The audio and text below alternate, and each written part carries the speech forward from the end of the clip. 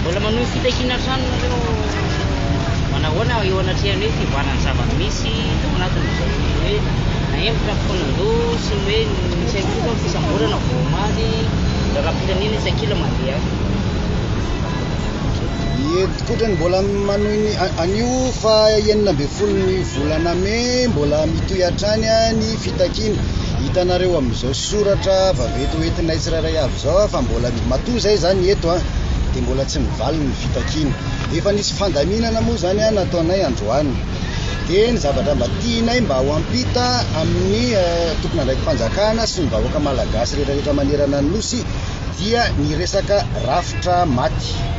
Eto zany zao manjaka tanteraka amin'izao ny atao hoe fisamborana tsy ara-drarina, ny atao hoe arrestation arbitraire. Ny kolikoly rehefa tonga teny amin'ny fitsarana izay niatrika raharaha dia tsy nisalasala ireo olona rehetrarehetra teny amin'ny fitsarana nanantona anay. Ny teny hoe nahita zany hoe ireto le tanora mpitolona dia tena nirohatra ny olona rehetra teny amin'ny fitsarana hoe mba ampitao rerakizy fa ety amin'ny fitsarana dia tsy mba misy an'izany rariny sy hitsiny zany fa dia ny kolikoly no manjaka ety amin'ny fitsarana. Rehefa tsy manam-bola zany ny vahoaka malagasy ka miakatra fitsarana dia na izy migadra na izy atao hoe tsy na mandovoly zany hoe tiana tenenina tiana iampita mba jerevy manokana lay rafitra misy eny amin'ny fitsarana fa tena milomana ao anaty kolikoly tanteraka. Vahoaka maro ny nanantona anay teny araka le niteneniko teo hoe mba jereo manokana le rafi-pitsarana. Le fisamborana zay tsy miteny mihitsiny hoe aza atao ny fisamborana fa mba ataovy manara-dalàna tsara. Manana zo ny olona anankiray atao hoe présomption d'innocence, tokony mba tandrovana tsara zay zavatra zay satria raha ny tenako eto zao mety ho sanatriny zany mety ho voasambotra androany na nanao nininana na tsy nanao nininana dia efa barana antanteraka le tsy fiarovana ny atao hoe meloka an'le olona enjehana fa dia tonga dia abaribary hitapoko hitam-pirenena ka mba mangataka retopoko rafitra maty araka ny tenenay 9 taona ny lomany tao anaty rafitra maty Madagasikara. Miverimberina ny krizy tsy adala akory ny izahay tsy seza velively aleo azava tsara fa ho an'ny tanin-janaka ho an'ny tanin-drazana leo fahantrany Madagasikara fa aleo Madagasikara mba hiaina zay mankasitraka indrindra tompoko. Totrany misy fisamborana tsy embotra ve nareo ohatran'ny fara tamin'ny fanagadrana ve le izy sa iza aiza? Momba an'le fisamborana tsy embotra zay satria ny ataonay eto dia zahay mahafantatra fa tolona madio no ataonay ka zay voasambotra any mety nanana ny akta nataony izy tsy namanay tsy miaraka aminay fa zay aloha zao ny eto dia mitohy foana ny fitakina madio ataonay arak'izao pankarta hitanareo zao hoe zao ve le fanivana tena ny takina teny Akianja na moizanay na ny teny fantatry nareo tsara dia be ny maro malagasy maty manerana ny Madagasikara zany hoe hitaky fanovana tanteraka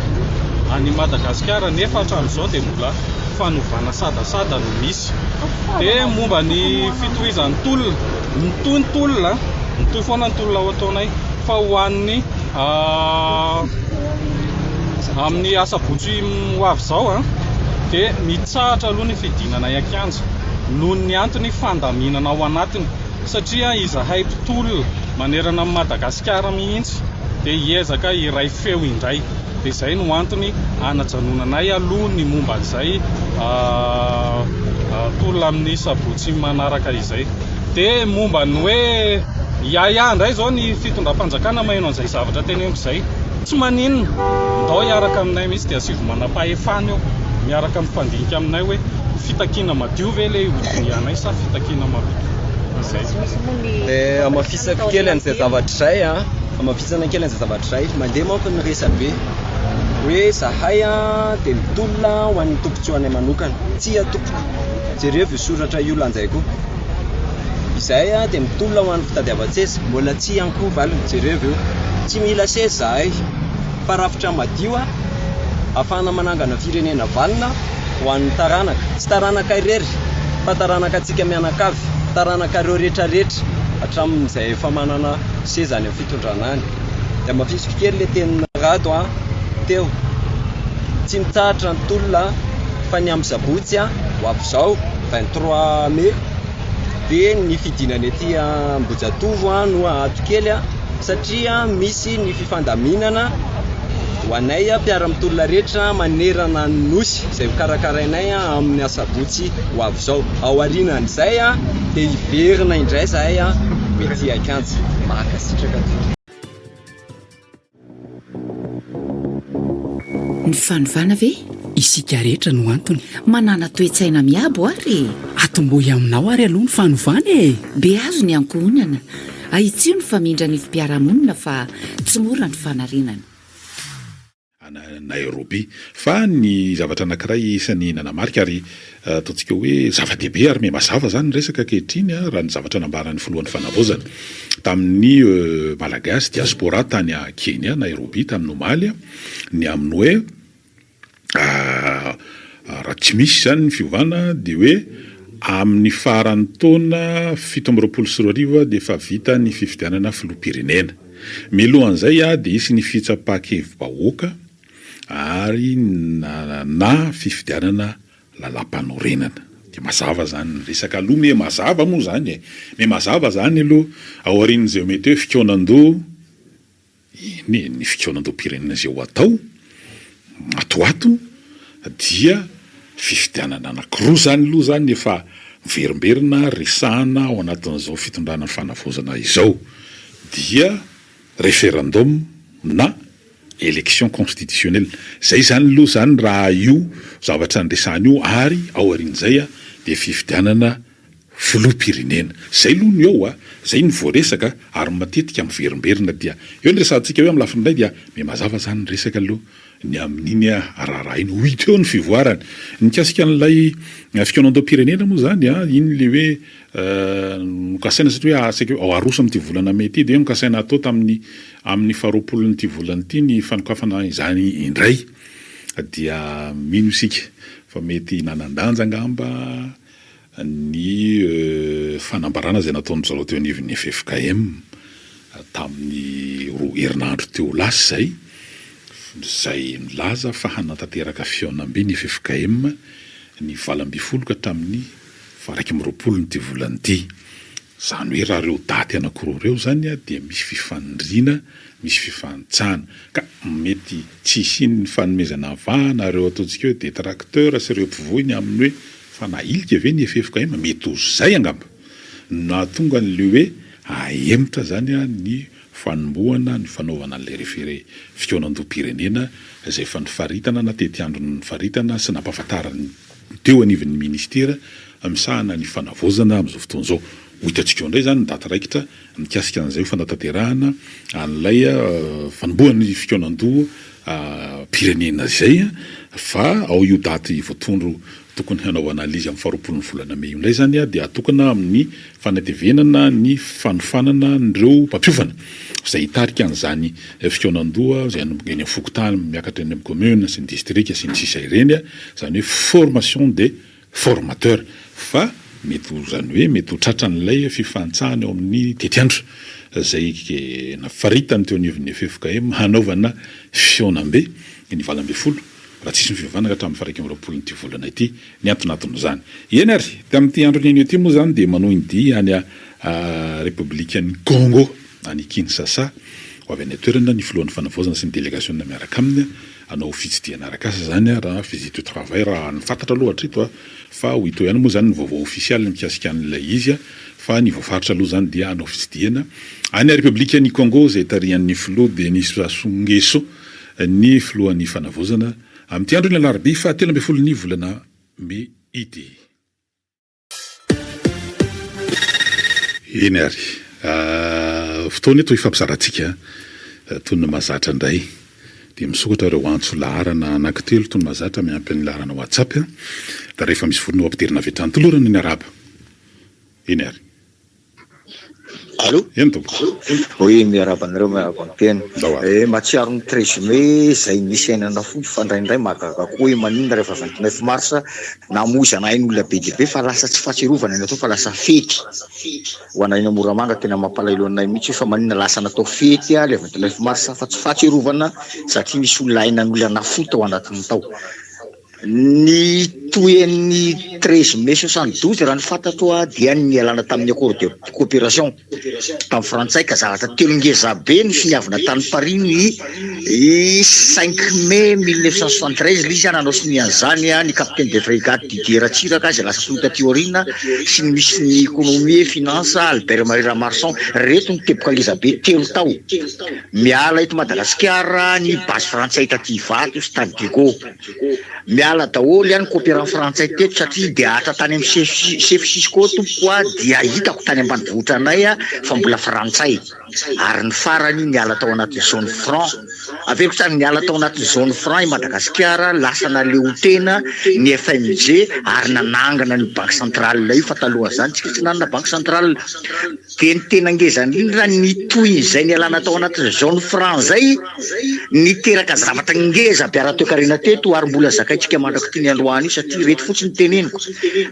tamin'ny mbola tao anatin'ny zone franc Madagasikara dia ny NFF 1 franc français égale 50 francs malagasy. Ny trésorier frantsay no niantoka ny budget général rehefa misy déficit ny budget général izay no nafahan'ny filotsiranana nametaka ny budget provincial fa be dia be tsy mahafantatra rehefa sahirana ny budget général entre 1963 jusqu'à 72 dia ny trésorerie frantsay no mameno banga tao anatin'ny budget général teto Madagasikara hany ka nalalaka ny filotsiranana nametaka ho any budget provincial daholo izay vola tokony hiditra tany fa ny toy izay koa dia nisy ny atao hoe dépense provinciale nisy fonctionnaire provincial nisy route provincial kapako fifamanino le zavatra ao rehefa be toy izany eny ary tsika moa zao anatin'ilay fotoana anaovana an'ity fanavaozana ity dia ahoana tokoa moa zany zao manomboka amin'ny resahana izy io hoe inona ny rafi-panjakana mety ho an'ny Madagasikara amin'izao toerana misy azy amin'izao contexte na amin'ny lafy national na international izao zany dia samy mandeha eo ny politika ny fiarahamonim-pirenena ny syndicat zao ny syndicat ny administration civile na synade nanao fionana zareo jery ahoana inona mba fahitana fanadihadiana zareo zany amin'ny hoe inona ny rafi-panjakana ny amin'ny hoe régime mety amin'ny Madagasikara dia makafaky eo zany zareo le hoe état unitaire sy le hoe état composé le état composé zany dia ahitanao zany hoe ny fédéral ny resaka hoe état régional sy ny sisa na hoe autonomie de province zany province autonome dia ny zareo teo anivon'ny synade zany raha ny filohany dia laza mahitsy mazava fa hoe le mbola état unitaire zay aloha no rafi-panjakana mety amin'ny Madagasikara amin'izao toerana misy azy zao taloha raha isana ty antso manaraka ty herinandrem-pandiady akizako le izy rehefa niala taon'ny zone franc i Madagasikara dia ny 1 franc français égale 50 francs malagasy ary tsy nentoan'ny trésorerie frantsay intsony ny déficit ny budget général teto Madagasikara be dia be ny toy an'izany nanomboka niala teto Madagasikara ihany koa ny colon frantsay zay namokatra zavatra ny exporté na zahoana devise fa ny devise talohan'io fotoana 72 io dia lasa tany amin'ny banque centrale frantsay satria tsika tsy nanana banque centrale teto dia natsangana ny banque centrale tamin'ny 73 ny antony tena amin'izay zany tsika tamin'ny alalan'ny FMG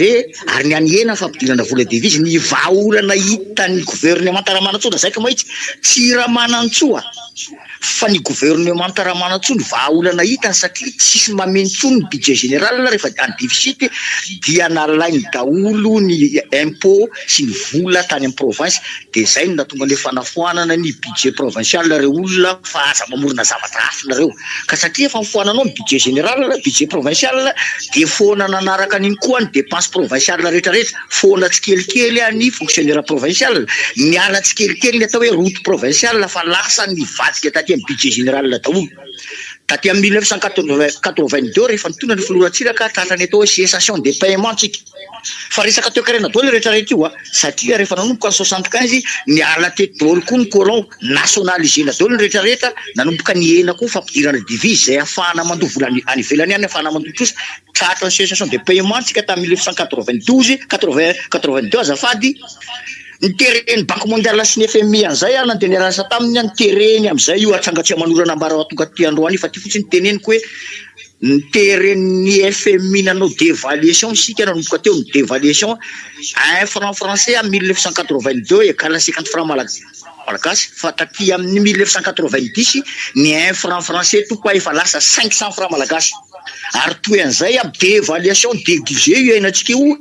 amin'izao fotoana zao ny 1 euro ary vao nivoaka ny euro tamin'ny 2000 1 euro égale raha tsy diso ako 600 ariary fa zao ny 1 euro 5000 ariary dévaluation tompoko zany raha tsy fantatra anareo hoe tamin'ny alalan'ny midy de zay manapotika antsika io ka ambolanao an'izany ihany ve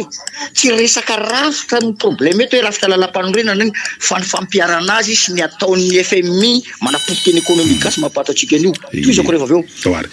mampatsiahy tantara moa ianao zany mikasika an'izany mety anampy amin'ny fandrafetana satria hiatrika an'ilay concertation zany concertation nationale mety ho jerena mety ho dinihana ao anatin'izany ahoana ny amintsika ity miaraka aloha manao ahoana eny tompoko tapaka ianao mikasika ny arabola sy ny toekarena zany fa io rehetrarehetra io ihany koa dia zay koa le fa nanaovantsika fampatsahiovana teo moa raha hoe lafi ny tantara dia tanora mpianatra tanora asa dia ahoana zany ny sekolontsika hanofana tanora sy hamoaka tanora toy ny inona raha raisina toy ny indostria zany indostria amin'ny fampianarana ohatrany hoe misy vokatra dia mivokatra ny ahoana dia ohatrany mihirahira moa amin'izao fotoana izao misy tononkira ny sasany hoe mianatra dia vao dia lasa manao cache pointe mianatra dia vao dia lasa manao taxi moto zany dia ohatrany hoe hafahafa be ilay izy tsisy asa ratsy fa nazanatra zany tsy mbola miverina hoe inona ahoana ny amin'ny politika ny fampianarana io dia ahoana amin'ny politika ny asa eto Madagasikara andrasana ihany koa aloha zany resaka asa zay ny amin'ny hoe famaritana ny karama farany ambany zany le isan'ny nivoaka tamin'ny fankalazana ny andron'ny ray me voalohan'ny volana me zay fetin'ny asa amin'ny ankapobeny atao anatin'ilay kabary ny fandimbiasana tetsy amin'ny kianjamitafo na ny gymnase na Mahamasina antso manaraka eny ary tsisy mihitsy diferena koa fampianarana zany ampiasanao za tsy mahafantatra mihitsy ny hoe misy lalàna fampianarana ve nivoaka tao aorianan'ny lalàna 7804 angambany Loisy Charles 7804 raha tsy diso tao aorianan'iny foanan'iny taty amin'ny 90 taty mba omeo anangy ny lalàna fampianarana eto Madagasikara dia misy programma mazava imbona amin'ny mpianatra io hoe nopotehina koa ny raha fampianarana teto nanomboka taty amin'ny 1991-92 taty mbola niteren'ny FMI koa nanao ny hoe libéralisé hoany io de libéralisation sauvage ny fampianarana eto Madagasikara satria zao feno ny école privé eraky ny vazamototra fa miamena araka ny teneno ijotsy tanteraka ny letan'ny fampianarana eto talohan'ny 1990 tomboka mafy sary ny enjana zany LTC sa non LTI na larbi zany namokatra technicien ingénieur mafy zany enjana be miditra manao concours tany amin'izany lycée technique nambatona zaka zany tamin'ny andronay saky anao tany zay seconde vao tafiditra tao ianao nisy collège professionnel eraky ny rehetrarehetra fa amin'izao fotoana zao fony zay terminal tompoko tao amin'ny lycée ny Moramanga 420 monja zay série A série C amanjatony ny série D amanjatony fa amin'izao fotoana zao ny série littéraire ray no amandrivony dia série C technique sy namazara fa misy nefa ianao mitady technicien sy ingénieur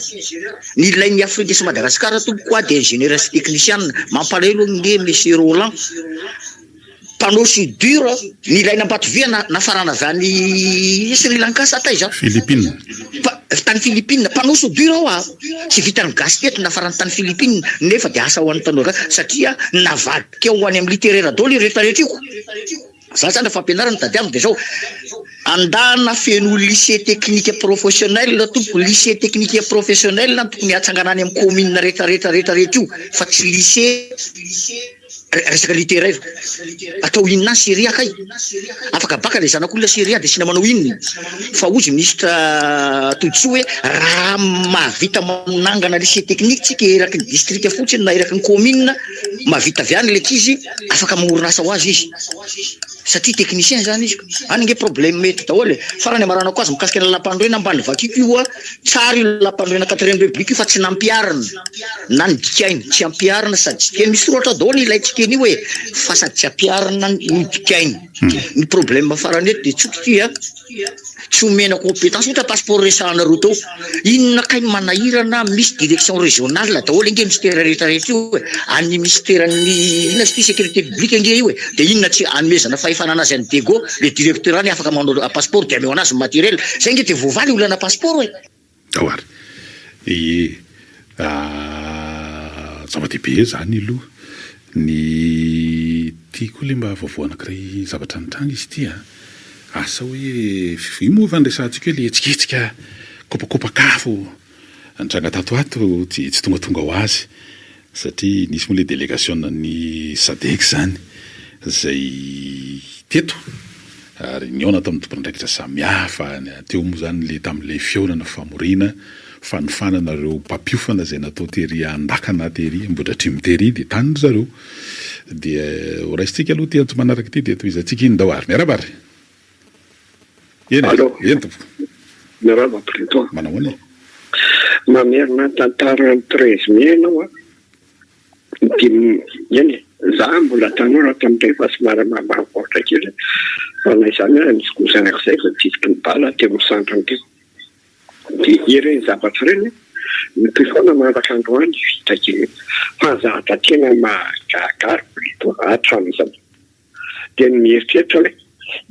izany olona tena mahita hoe tokony aongana le fanjaka fa isak'izany hoe tena tena mitranga zany no rehefa trano le vahoaka mihitsy ohatra zany zao ny fanadinona ny tantara ny 29 mars io hoe zahatra be de be zahatra mampalahelo anatiny ary ny olona tsy nianatra ny tena be de be maty tamin'io fitiavan-tanindrazana hoe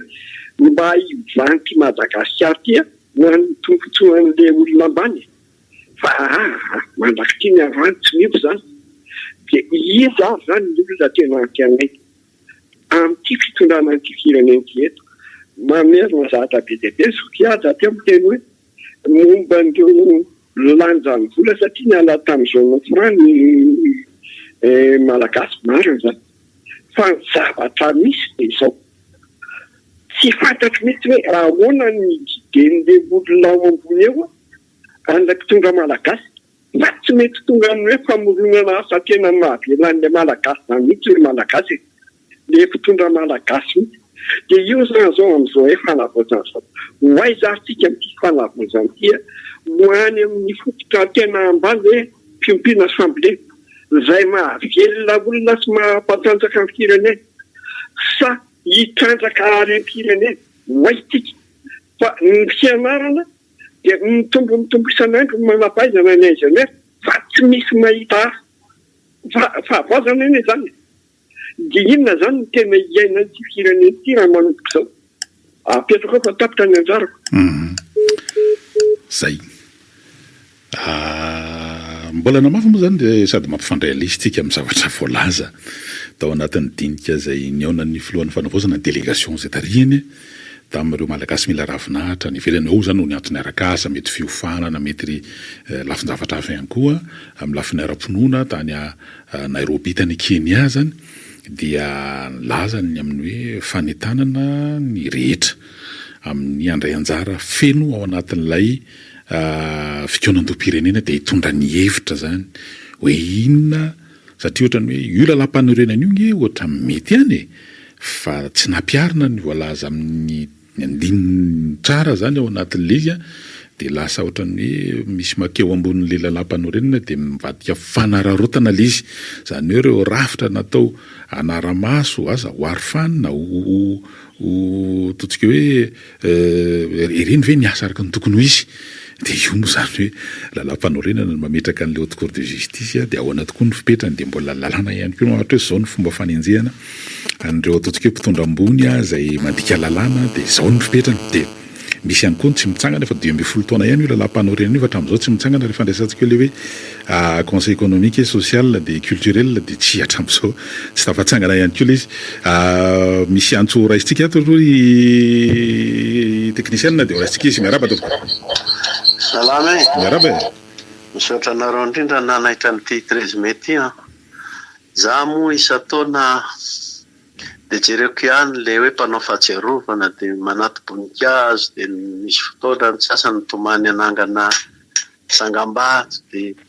mitantara ny maty io moa izy misy zany ny olona anao an'izay fa ny any mahazatra isaky ny andro ohatran'io 29 mars na 13 mai de hoe de ahoana ny tolona androany de mitsodika amin'le tanora mampitaha fotsiny voatery mampitaha de miala tsiny raha misy amin'izy hoe ny tolona tamin'izany ingia de efa nanamasaka hevitra efa volana sy taona maro de nifantoka tamin'le nitantarain'le namana teo amin'ny telefona teo hoe mifantoka amin'ny zava-dehibe tena nalana anafahana ny Madagasikara ty ambany vahony frantsay nanroaka ny tafika frantsay nanova ny fomba fampianarana sy ny sisa ka ny zavatra mba tiako lazaina momba n'le tanora de zao le tanora ny tolona tamin'izany tsy tanora ny olon'olona de hoe zay tanora de zay tanora de zay tanora fa voalohany le tanora mpianatra teny amin'ny université sy teny amin'ny médecine de nahay ny fandray tamin'ny tanora tsy anasa taty amin'ny tanàna taty ny Zoam ary de ny hitatra ny tolona lasa ny tsy ohatran'le tanora tamin'ny herintaona sy ny taona maromaro lasa zany hoe bourse ny takina de tofirin'ny olona raha fitakina bourse de mbola tsy tonga saina foana hoe système zany matoa ny olona mahavita mitivitranao mihitsy ay tsy andoavana bourse fa tonga de nitrany amin'ny hoe ny tontolo n'le fanabeaza ny tontolo n'le asa ny Zoam lasa hoe zatovo ry asa mitolona ary de tsy nosingatsinganina sy navakavahana ohatran'io hoe fanomanana fikaonandom-pirenen'io tsy nisokajikajina ohatran'io ny olona marina fa nisy tanora nisy Zoam nisy mpiasa nisy tatsà nisy ohatran'izany nisy mpampianatra nisy komitin'izany fa niombona tamin'ny hoe komity iombona ny mpitolona kim de ny fikaonandony nomanina zany nisy fotoana nanao seminaire mihitsy momba ny raha-pirenena mikasika an'ireo resaka tsy fanavahana mikasika an'ireo mifanabeazana mikasika hoe ny asa mikasika hoe ny vola mikasika hoe ny folo alin-da mikasika reny tany sain'le namana teo feno reny nitantarainy teo reny tsy verenako tsony zany hoe ny mpiray firenena nandinika momba ny rarahan'ny firenena ka na ny tanora raha tsy nentina hoe ny tanora fa nentina amin'ny hoe ny fanabeazana nentina amin'ny hoe ny asa système éducatif teny frantsay moa resaka tamin'izany système éducatif sekoly miangatra sekolom-bazaha de zay no nitolomana ary niara ny tolona momba an'izany na ny tatsà na ny mpiasa tatena ny tanan-dehibe sy ny sisa ny tiako amarana anazy eto zany de zao ny 72 matoa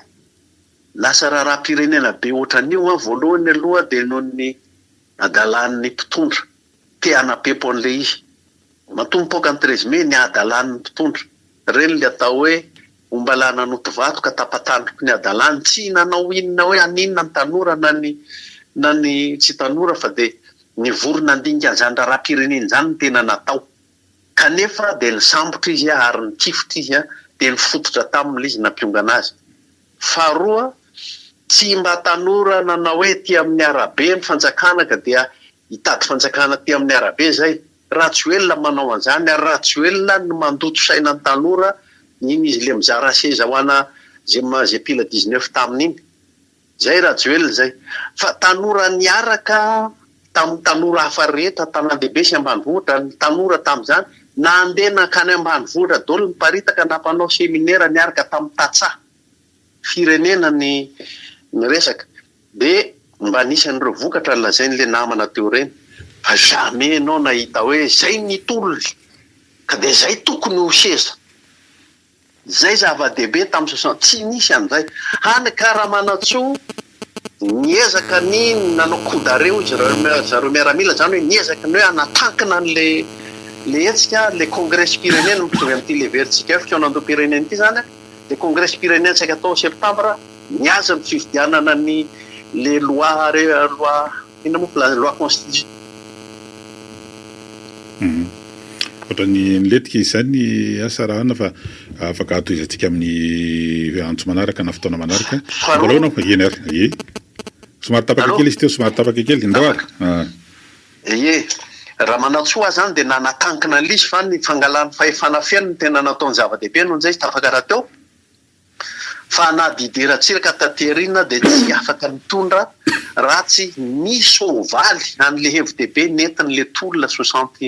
72 daholo ka niaza any eo mba apetrako amin'le itsika ankehitriny tsy misy hoe satria ianao nitaritarika inona teny amin'ny arabe teny dia ho anao fahefana amin'ity firenena ity fa le votoatin-javatra ka le fitaonandoha-pirenena hanao lohany Ramanatsoa ve ka ho atao tankiny io fa mifandraisana fahefana feno hoan'ny tenanao no prioritaire zay ve fa zay natao tamin'ny 72 dia zao nitoy sa tena anao fitaonandoha-pirenena dia ny hevitra masaka mihitsy hanafaka n'ity firenena ity amin'izay mangeja azy rehetrarehetra no atao dia arakarak'izay ny fahefana manaraka fa eto tsy misy olombelona hoe mizano mesy na hoe ny olona tahaka hoe ny tanora na nyzokonjokony na nyzokony be no tena mpanavotra n'ity firenena ity fa le mpiray firenena no miray mihetsika zay no mba azo lazaina sy mba